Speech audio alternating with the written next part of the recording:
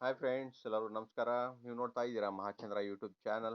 ಸ್ನೇಹಿತರೆ, ಈ ವಿಡಿಯೋನಲ್ಲಿ ನಾನು ನಿಮಗೆ ತಂದಿರತಕ್ಕಂಥ ಮಾಹಿತಿ ಏನಪ್ಪ ಅಂತಂದರೆ, ಕರ್ನಾಟಕ ಲೋಕಸೇವಾ ಆಯೋಗದಿಂದ ಈಗ ಒಂದು ಪ್ರಕಟಣೆಯನ್ನು ಹೊರಡಿಸಿರ್ತಕ್ಕಂಥ ದಿನಾಂಕವನ್ನು ನೀವು ಗಮನಿಸಬೇಕು ಸ್ನೇಹಿತರೆ.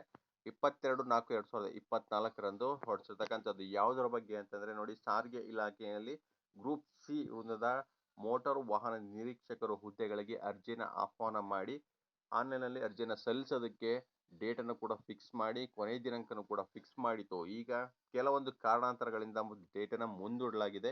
ಸೊ ಏನು ರೀಸನ್ ಕೊಟ್ಟಿದ್ದಾರೆ ಮತ್ತು ಯಾವಾಗ ಡೇಟನ್ನು ಮುಂದಕ್ಕೆ ಹಾಕಿದ್ದಾರೆ, ಸೊ ಇದ್ರ ಬಗ್ಗೆ ನಾನು ಈ ವಿಡಿಯೋನಲ್ಲಿ ಮಾಹಿತಿ ತಿಳಿಸ್ಕೊಡ್ತಾ ಇದ್ದೀನಿ. ನೋಡಿ, KPSCಯಿಂದ ಅಧಿಕೃತವಾಗಿ ಪ್ರಕಟಣೆ ಹೊರಡಿಸಿರ್ತಕ್ಕಂಥದ್ದು.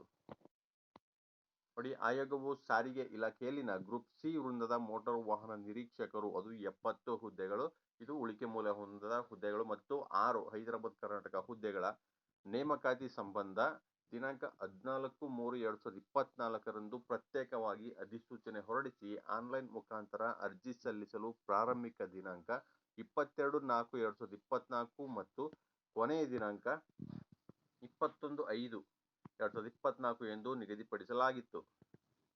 ಇದು ಮುಂಚೆ ನಿಗದಿಪಡಿಸಲಾಗಿದ್ದ ದಿನಾಂಕ.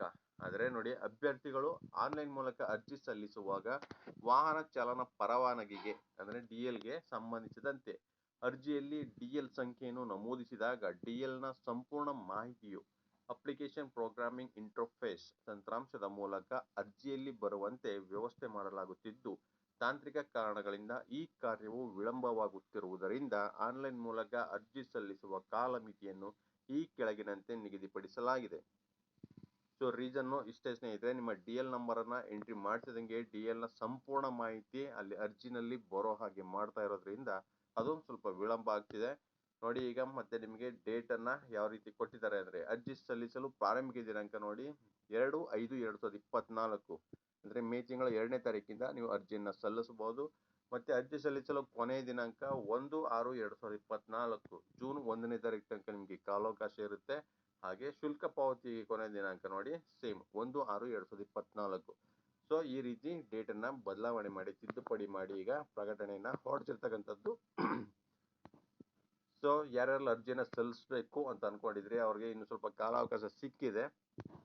ಸೊ ಇದೊಂದು ತಂತ್ರಾಂಶ ಸಂಪೂರ್ಣವಾಗಿ ರೆಡಿಯಾದ ನಂತರ ನೀವು ಅರ್ಜಿಯನ್ನು ಸಲ್ಲಿಸ್ಬೋದು. ಸೊ ಯಾವಾಗಿಂದ ಅಂತ ಅದು ಅರ್ಜಿ ಓಪನ್ ಆದ ತಕ್ಷಣ ನಾನು ನಿಮಗೆ ಮಾಹಿತಿ ತಿಳಿಸ್ಕೊಡ್ತೀನಿ. ಯಾವುದಕ್ಕೆ ನೀವು KPSC ವೆಬ್ಸೈಟನ್ನು ಚೆಕ್ ಮಾಡ್ತಾ ಇರಿ. 2ನೇ ತಾರೀಕಂತೂ ಮಿಸ್ ಮಾಡ್ದೇನೆ ನೀವು ಒಂದ್ಸಲ ಚೆಕ್ ಮಾಡಿ ನೋಡಿ ಸ್ನೇಹಿತರೆ.